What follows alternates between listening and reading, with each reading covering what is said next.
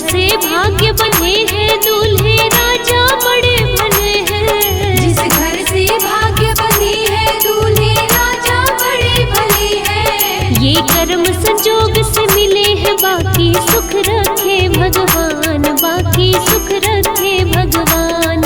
ये कर्म संजोग से मिले हैं बाकी सुख रखे भगवान, बाकी सुख रखे भगवान। बिटिया हो रही आज पराई बाबुल कर दो कन्यादान, बाबुल कर दो कन्यादान। बिटिया हो रही आज पराई बाबुल कर दो कन्यादान, बाबुल कर दो कन्यादान, बाबुल कर दो कन्यादान।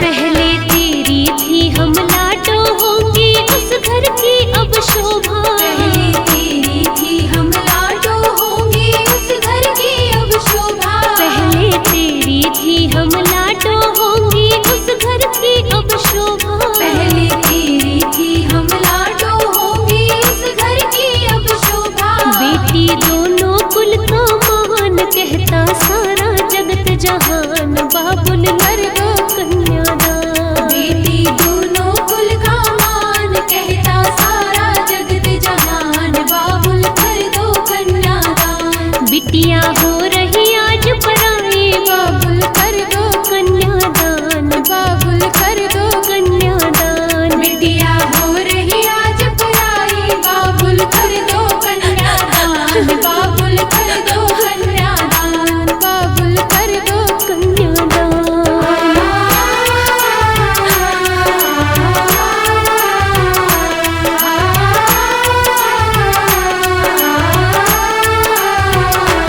बेटी घर ना रखी जाए एक दिन जाना द्वार पर आए। बेटी घर ना रखी जाए एक दिन जाना द्वार पर आए। बेटी घर ना रखी जाए एक दिन जाना द्वार पर आए। बेटी घर ना रखी जाए एक दिन जाना द्वार पर आए। बेटी कुछ दिन की मेहमान कैसी रीत चली भगवान, बाबुल कर दो कन्यादान। बेटी कुछ दिन की मेहमान कैसी रीत चली भगवान, बाबुल कर दो कन्यादान। बिटिया हो